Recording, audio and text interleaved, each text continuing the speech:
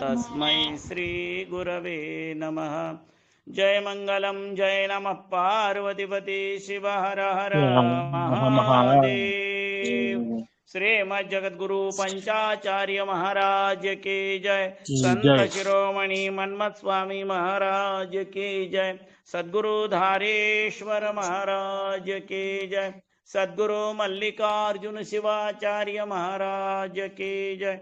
भगवती जगदम्बा माता की जय। अन्नपूर्णा माता की जय। भारत माता की जय। गो माता की जय। अपने अपने माता पिता की जय। हर हर महादेव।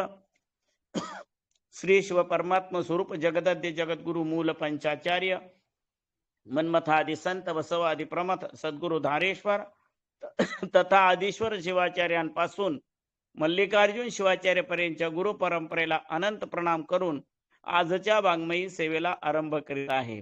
आज जगभरातील जवळजवळ 14 देशात वेगवेगळ्या क्षेत्रात काम करत असलेल्या लोकांच्या सानिध्यात, अनेक सत्पुरुषांच्या सानिध्यात आणि ओम शांती प्रजापिता ब्रह्मा कुमारी आणि कुमार यांच्या सानिध्यामध्ये साधारण 12-13 हजार लोक आज या ठिकाणी उपस्थित आहेत आणि त्यांच्या उपस्थितीमध्ये एकता आणि निश्चय किंवा विश्वास या विषयावर आज संभाषण झालं। यामध्ये आज कर्नाटक प्रांतातील बरीचशी मंडळी उपस्थित होती, त्याचबरोबर नेपाळ आणि वेगवेगळ्या जवळजवळ 14 वेगवेगळ्या देशातील लोक या ठिकाणी उपस्थित झालेले आहेत।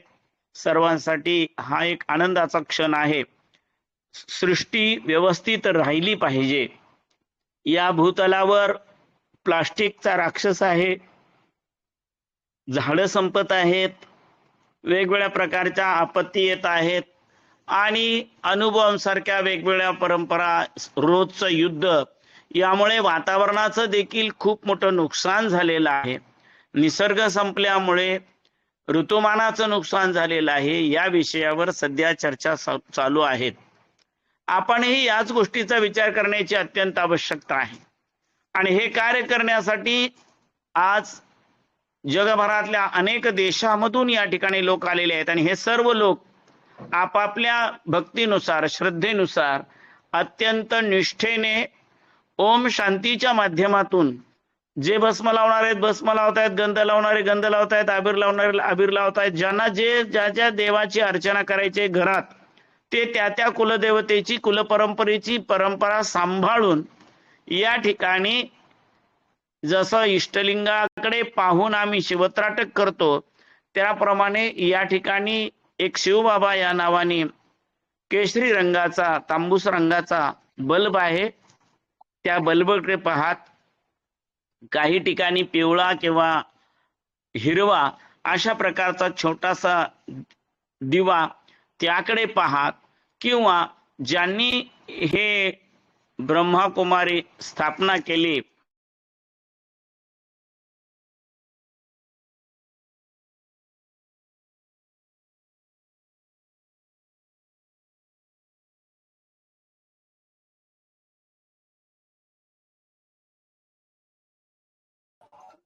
आवाज येतोय का माझी रेंज गेली आहे?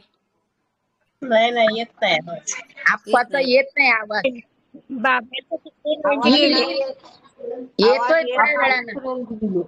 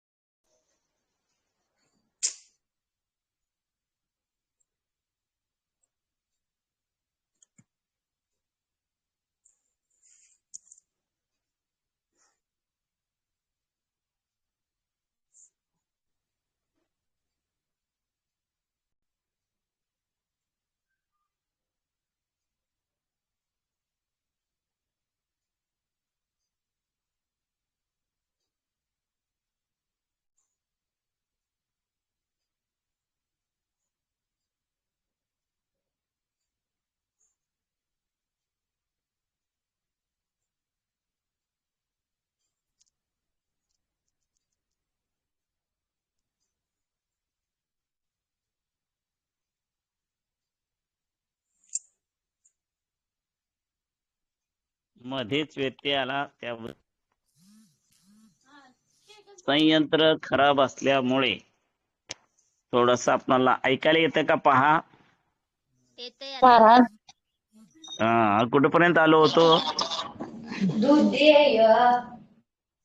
पिवळ्या लाल दिव्यांच्या पर्यंत आलतो. हा हा, ठीक आहे. या दिव्यांकडे पाहतात तर आम्ही वीरशैव लिंगायत मंडळी आपल्या करस्थळावरती किंवा आमच्या नजरेच्या समोर येईल अशा पद्धतीने आसनावर लिंग ठेवून त्या लिंगाकडे पाहतो. तर कित्येक लोक ओंकाराचा चित्र ठेवून, ओंकाराचा फोटो ठेवून, एखाद्या देवतेची प्रतिमा ठेवून त्याच्याकडे एकाग्र चित्ताने पाहण्याचा आपण प्रयत्न करत असतो. यामध्ये एकच गोष्ट निश्चित सांगितलेली आहे की आपण या ना त्या प्रकारे आत्म्याला जागृत करण्याचा प्रयत्न केला पाहिजे. प्रत्येक व्यक्तीला आत्मचैतन्य जागृत करणं अत्यंत आवश्यक आहे. शिव हे सर्वांचा अधिष्ठाता आहे. वागर्थाविव संपृक्त वागर्थ प्रतिपत्तये जगद पितर वंदे पार्वती परमेश्वर असं म्हटलेलं आहे. आणि त्याप्रमाणे शिव हा सर्वाचा आदिम अंतिम अशा प्रकारचा आहे आणि त्यांच्यापासूनच ब्रह्मा विष्णू रुद्र यांची निर्मिती झाली. त्यामधील ब्रह्मा कुमारी आणि ब्रह्मा कुमार यांच्या माध्यमातून हे कार्य करावं असं त्यांच्या म्हणणं आहे. तर त्याचबरोबर आमच्या संस्कृतीमध्ये जंगम आणि पंचम यांच्या माध्यमातून कार्य व्हावं अशी अवस्था सांगितलेली आहे. त्याचबरोबर वेगवेगळ्या आश्रम पद्धतीनुसार किंवा वेगवेगळ्या धर्म परंपरेनुसार सिया सुनी अशा पद्धतीने ज्या ज्या वेगवेगळ्या धर्मांच्या वेगवेगळ्या श्वेतांबर दिगंबर अशी परिस्थिती आपल्याला पाहायला मिळते. किंवा हिंदूंमध्ये शाकाहारी आणि मांसाहारी असे दोन प्रकार आपल्याला पाहायला मिळतात. सर्वच दृष्टीने जे लोक शिवभक्ती करणारे आहेत त्यांच्यामध्ये सुद्धा काही शाकाहारी आणि मांसाहारी लोक पाहायला मिळतात. देवीची भक्ती करणारे ते पण तशाच पद्धतीने आपल्याला शाकाहारी आणि मांसाहारी पाहायला मिळतात. गणपतीची अर्चना करणारे सुद्धा तशाच पद्धतीने शाकाहारी आणि मांसाहारी असं पाहायला मिळतात. जैन संप्रदायामध्ये पूर्णतः शाकाहार आपल्याला पाहायला मिळतो, परंतु त्यांच्यामध्ये दिगंबर आणि श्वेतांबर अशी अवस्था पाहायला मिळते. वीरशैवांमध्ये सुद्धा अकारणच लिंगायत आणि वीरशैव असे दोन भाग पडलेले आपल्याला दिसतात. एकूण काय तर आम्ही सर्व सनातनी धर्माचे असलो तरी सुद्धा शैव शाक्त वैष्णव सौर गाणपत्य या नात्याने आणि पुन्हा शाकाहारी मांसाहारी या नात्याने किंवा मग गुरु आणि भक्त या नात्याने आमच्यामध्ये दोन भाग झाल्याचे चित्र पाहायला मिळतं. तेव्हा हे सगळे भेदाभाव दूर झाले पाहिजेत. आमच्या धर्मग्रंथामध्ये म्हटलेलं आहे, जाती कुळ गोत्र न पाहे शंकर, भक्तांचे माहेर स्वामी माझा. हा स्वामी तिन्ही जगाचा आहे आणि त्याच्यासाठी भक्त हे समान आहे. तिथं जात कुळ गोत्र अजिबात पाहिलेलं नाही. आचार मार्गाची ठाई रावरंक सारखाची ठाई असंही संत म्हणतात. त्यामुळे इथं गरीब श्रीमंताचा सुद्धा विषय राहिलेला नाही. एवढेच आहे, नारी नरास कळिका येथे अधिकार असे देखा, तेथे वर्ण आश्रमाचा उपका काढू नये असं स्पष्ट सांगितलेलं आहे. आणि तशा प्रकारे वर्णाश्रम विरहित अत्यंत सुंदर अशी परंपरा पूर्वी होती. पण मध्येच आहार विहाराच्या निमित्ताने, योग्यायोग्यतेच्या निमित्ताने किंवा कदाचित त्यांच्यामध्ये असलेल्या व्यसन दुर्व्यसन या गोष्टीमुळे सुद्धा लोकांमध्ये फरक पडत गेला. पुन्हा त्यांच्यामध्ये गृहस्थी वेगळे राहिले, वानप्रस्थ वेगळे राहिले, संन्यस्त वेगळे राहिले. अशा पद्धतीने भेद आपल्याकडे होताना दिसतो. तो सर्व भेद विसरून प्रत्येक व्यक्तीने फक्त शिवचिंतन करावं आणि या निसर्गाच्या संतुलनासाठी, समतेसाठी, एकतेसाठी, बंधुत्वासाठी एकत्रित कार्य करावं अशा प्रकारची भावना 1949 साली शिवबाबा ब्रह्मा यांनी या ठिकाणी मांडली. आणि त्यानंतर त्यांनी ज्यांना या ठिकाणी आज अनेक लोकांचं शिवबाबा म्हणून त्यांना संबोधलं जातं, अशा पवित्रतम जीवात्म्याकडून या एका हिरे व्यापाऱ्याकडून ग्रस्ताश्रमातील सगळ्याच लोकांचा त्यांनी त्याग करून, म्हणजे त्यांना बरोबर घेऊन सुद्धा त्या सर्वांच्या अंतःकरणामध्ये एकच भाव निर्माण करून हे एवढं मोठं कार्य केल्याचं चित्र या ठिकाणी आपल्याला पाहायला मिळतं. विज्ञानाची कास धरून सुद्धा या ठिकाणी जाण्याचा प्रयत्न केल्याचं आपल्याला पाहायला मिळतं. शेकडो एकरामध्ये आज आपणाला सौर ऊर्जेचा वापर केल्याचं इथं पाहायला मिळतं. पाण्यावरती प्रक्रिया केलेली पाहायला मिळते, कचऱ्यावरती प्रक्रिया केलेली पाहायला मिळते. एकूणच भविष्यात जर आपणाला सतयुग यायचं आहे असं म्हणत असाल, त्या पवित्र युगाकडे जर जायचं असेल तर आता अपवित्र आहे ते नष्ट करून त्याला दुरुस्त करणे आवश्यक आहे. आणि ही गोष्ट प्रत्येक घराघरामधून झाली पाहिजे. आपण सर्वांनीच ही गोष्ट केली पाहिजे. परत आपल्या सर्वांच्याच धर्मामध्ये ही गोष्ट सांगितलेली आहे. स्वच्छता, पवित्रता सर्वत्रच या गोष्टीची आपणा सर्वांना आवश्यकता आहे.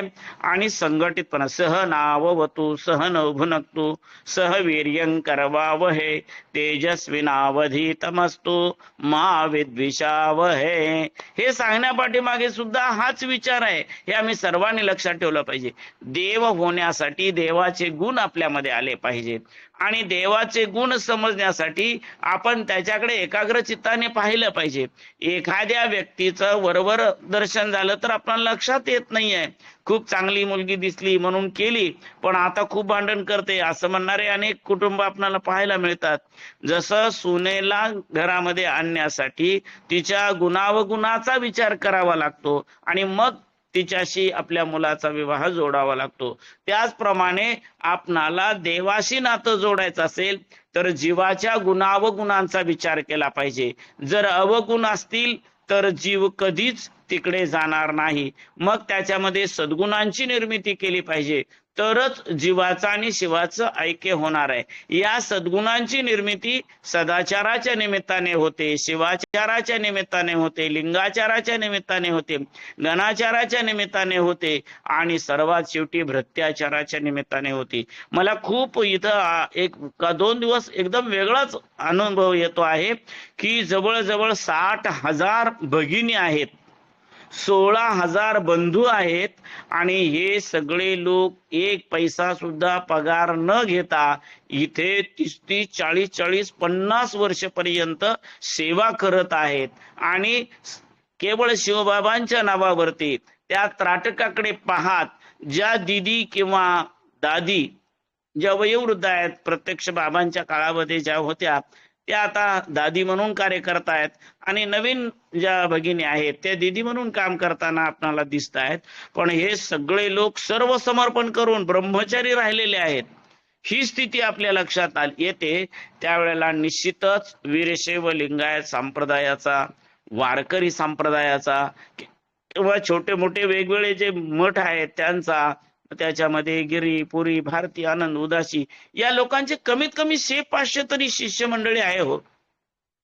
या सर्वांनीच जर ठरवलं की नाही आपण आपल्या देवाची अर्चना करता करता निसर्गाचं संतुलन करायचं आहे, आपण आपल्या आजूबाजूला असलेल्या गरिबांना सुदृढ करायचं आहे, प्रत्येकाला उत्तम भोजन दिलं पाहिजे, या ठिकाणी सगळ्या प्रकारची व्यवस्था केलेली आहे. बाहेरचं कुठलं खायत नाहीत म्हणून तर इथे बिस्किट सुद्धा, जी गोष्ट बाहेर जाऊन खाण्याची मनामध्ये इच्छा होईल त्या सगळ्या गोष्टी इथंच तयार करायच्या आणि त्या सगळ्या मंत्रयुक्त प्रत्येकाने ओंकाराचा ओम शांती म्हणत, यालाच खरं प्रसाद म्हणतात. प्रसादासाठी प्रसन्नता आवश्यक आहे. आज मोठमोठे भंडारे आपण करतो आहे. आषाढी, कार्तिकी किंवा कपिलधार, शिंगणापूर अशा दिंड्या आणि कावडी भरपूर होत आहेत, लाखो लोक त्या रस्त्याने जात आहेत, परंतु दुर्दैवाने आपणाला त्यामध्ये पावित्र्यता अजिबातच दिसत नाहीये. त्या उलट या ठिकाणी थंडी आहे, वारा आहे, त्यामुळे कोट बीट घालून अंगावर शाल वगैरे घेऊन या सगळ्या विधी केल्या जात असल्या तरी मनाचं पावित्र्यता खूप मोठ्या प्रमाणात हित होत असल्या कारणाने आपणाला त्याच्या जलद प्रक्रिया बघायला मिळतात. या ठिकाणच्या वास्तू, वस्तू या सगळ्यांचा विचार केला तर आपल्या निश्चितच ही गोष्ट लक्षात येते की किती महागड्या वस्तू आहेत, पण या सगळ्या वस्तू यांना सहज उपलब्ध होत आहेत. आणि एवढ्या मोठ्या इमारती 3-3, 4-4, 5-5 मजली इमारती आहेत आणि त्या 8 महिन्यात, 9 महिन्यात, 12 महिन्याच्या आत होतात. हे सर्व कशामुळे होतं तर कलौ शक्ती संघाह. वीरशैवांमध्ये फक्त खाणाऱ्यांची संख्या आपल्याला बघायला मिळते. कपिलधारला लाखो लोक येतात, प्रत्येकाने 1-1 रुपया दिला तर कपिलधारचा रस्ता चांदी सोन्याचा होईल अशी परिस्थिती आहे. पण तसं कोणी करत नाही. शिखर शिंगणापूरला पण तेवढ्याच संख्येने आपण जातो. प्रत्येकाने काही ना काही कार्य करायचं म्हटलं तर 1979 साली शिवैक्य राष्ट्रसंत वसुंधरा रत्न डॉक्टर शिवलिंग शिवाचार्य, पंचाचार्य तत्वप्रचारक रेवणसिद्ध शिवाचार्य परणकर महाराज, गुरुकुलालंकार मल्लिकार्जुन शिवाचार्य धारेश्वर महाराज, त्या काळातले विश्वेश्वर शिवाचार्य जगद्गुरु, त्याचबरोबर केदार जगद्गुरु सिद्धेश्वर लिंग शिवाचार्य महास्वामीजी यांचे पाय लागले. यांनी त्या ठिकाणी सांगितलं आणि अनेक वीरशैव लिंग समाजातले लोक आले. निळकंठराव कल्याणी साहेब आले, नामदेवराव रुकारी साहेब आले, कितीतरी मोठी माणसांची नावं घेता येतील अशा लोकांनी शिंगणापूरला पाय लावले. परंतु ती माती तशीच आहे. उलट त्या ठिकाणी इतर लोकांनी अतिक्रमण केलं आणि म्हणून आता तिथं पारायण करायला जागा कमी पडते. अशी परिस्थिती फक्त आपण ऐकतो, या पलीकडे आपण काहीच करत नाही. अशी परिस्थिती आपल्या वीरशैव लिंगायत. कुठल्याही मठाकडे तुम्ही जा, त्या मठामध्ये सुद्धा सेवाभाव आपल्याला कुठेच बघायला मिळत नाहीये. ही सर्वात दुर्दैवाची गोष्ट आहे. वारकरी संप्रदायामध्ये तशीच परिस्थिती आहे. विना घ्यायला सुद्धा पैसे देऊन लोक उभी करावी लागतात, पण जेवण्यासाठी मात्र हजारो लोक असतात. 5-5, 7-7, 10-10, 25,000 लोक जेवले. अशा प्रकारची आपणाला परिस्थिती पाहायला मिळते. तसे व्हिडिओ आणि फोटो सुद्धा बघायला मिळतात, पण प्रत्यक्ष सेवा करायला मात्र कोणी नाही. जर आपणाला इथे ब्रह्मकुमारी जे प्रजापिता ब्रह्मकुमारी विश्वविद्यालय ज्याला आपण म्हणतो आहे, खरोखरच संपूर्ण विश्वाला विद्या देणारं आलय, मंदिर आहे. खरोखरच जगाला खूप मोठं ज्ञान या ठिकाणी बघायला मिळणार आहे की तुम्ही दान कसं करावं, तुम्ही सेवा कशी करावी, आणि ही सेवा करत असताना आनंदाने फक्त ओम शांती, दुसरं काही नाहीये, असा एक सुंदर विचार आणि सुंदर आचार आपणाला या ठिकाणी पाहायला मिळतो. तुम्ही शिवभक्त आहात, ठीक आहे, नमः शिवाय म्हणा, तुम्ही वारकरी आहात, रामकृष्ण हरी म्हणा, काय जे तुमचं देव ओंग गणपतये नमः म्हणा, जगदंब म्हणा, जे तुम्हाला तुमच्या देवाचं नाव घ्यायचंय ते घ्या. तुम्हाला ओम शांतीच म्हणा, नमः शिवायच म्हणा, असं आमचं म्हणणंच नाहीये. तुम्ही काय म्हणायचं ते म्हणा, पण डोळे मिटून अंतःकरणामध्ये जरा जागृती आणण्याचा प्रयत्न करा. शरीरापेक्षा त्याच्या आतमध्ये असलेलं आत्मचैतन्य आहे ते जागृत करण्याचा प्रयत्न करा. आणि ज्या वेळेला ते चैतन्य जागृत होईल तेव्हा आपोआपच मन व्यवस्थित होईल. मन व्यवस्थित झालं की बुद्धी व्यवस्थित होईल. बुद्धी व्यवस्थित झाली की चित्त व्यवस्थित होईल. आणि चित्त व्यवस्थित झालं की आपण वित्तयुक्त बनवू. निश्चितपणे तुम्हाला धन संपदा मिळणार आहे, शरीर संपदा मिळणार आहे, सर्व काही प्राप्त होणार आहे. हे सर्व प्राप्त करून घेण्याकरता एका नावाची आवश्यकता आहे. ते मात्र आपण केलं पाहिजे. नावाशिवाय आणि सेवेशिवाय काहीही पर्याय नाही. नाव आणि सेवा ही सगळ्यात महत्वाची गोष्ट आहे. आपल्याकडून सेवा घडली पाहिजे आणि आपल्याकडून नामस्मरण घडलं पाहिजे. हा सगळ्यात महत्वाचा विचार आपणाला या ठिकाणी या निमित्ताने पाहायला मिळतो. जे लोक ज्या ठिकाणी अशा प्रकारची सेवा होते त्या ठिकाणी बघा तुम्ही जैन लोकांमध्ये सुद्धा, परंतु तिथेही सेवा कशी असते तर ठराविक श्रीमंत लोक आहेत ते सगळे काय कार्य करत असतात आणि बाकीचे लोक नुसतं बघ्याची भूमिका घेत असतात. अनेक ठिकाणी वेगवेगळ्या धर्म संप्रदायामध्ये सुद्धा विचार केला तरी सुद्धा विकत पैसे घेऊन अमुक तमुक अशा पद्धतीनं काम होताना दिसतात. पण पूर्णतः सेवा समर्पण हा भाव जो आहे, ती विद्या ज्या ठिकाणी दिली जाते त्याचं नाव आहे प्रजापिता ब्रह्मकुमारीज विद्यालय, विश्वविद्यालय. खऱ्या अर्थाने संपूर्ण जगाला ज्ञान देण्याचं कार्य या ठिकाणी करत आहे. आमचे जगद्गुरु आहेत शिवाचार्य, शंकराचार्य, मध्वाचार्य, रामानुजाचार्य, अनेक प्रकारचे गिरीपुरी भारती, हे सगळे मठ मंदिर वगैरे आहेत. परंतु या सर्वांमधला सेवाभाव आता लोप झाल्याचं चित्र आपण पाहतो आहे. सेवा ही सगळ्यात महत्वाची गोष्ट आहे. सेवा केल्याशिवाय मेवा मिळत नाही असं म्हणतात, पण आता सध्या मात्र सेवा न करता मेवा मिळाला पाहिजे अशी आपली प्रवृत्ती निर्माण झाल्यामुळे आपणाला कोणत्याच क्षेत्रामध्ये यश येताना दिसत नाही. जर यश हवं असेल, सुख हवं असेल, निसर्गाचं संतुलन व्यवस्थित व्हावं असं वाटत असेल तर आम्ही आमच्यामध्ये सुधारणा करण्याची आवश्यकता आहे. आणि त्याचबरोबर आम्हा सर्वांना सेवाभाव ही सगळ्यात महत्वाची दीक्षा मिळणं अत्यंत आवश्यक आहे. जोपर्यंत सेवा आणि परस्पराबद्दल प्रेम, एकता, समता, बंधुता हा भाव जोपर्यंत आपल्या मनामध्ये येत नाही तोपर्यंत मात्र आपण उचित यश प्राप्त करू शकणार नाही किंवा उचित स्थानापर्यंत पोहोचू शकणार नाही. ते स्थान प्राप्त व्हावं, त्या ठिकाणापर्यंत जाता यावं आणि आमच्या जीवनाचं मांगल्य निर्माण करावं, खऱ्या अर्थाने आमचं जीवन पवित्र व्हावं असं जर वाटत असेल तर सेवा आणि नामस्मरण ही सगळ्यात महत्वाची गोष्ट आहे, ती आपल्याकडून घडावी अशा प्रकारची भावना व्यक्त करतो आणि हे अल्पस वाक्पुष्प सद्गुरुचरणी समर्पित करतो. ओम शांती शांती शांती. सद्गुरु धारेश्वर महाराज की जय. सद्गुरु मल्लिकार्जुन शिवाचार्य महाराज की जय. सद्गुरु आदिराज बाबा शिवाचार्य महाराज की जय. सद्गुरु नीलकंठ शिवाचार्य महाराज की जय. महाराज की जय. नमस्कार. नमः जय शिवाय. धारेश्वर. नमस्कार. नमस्कार.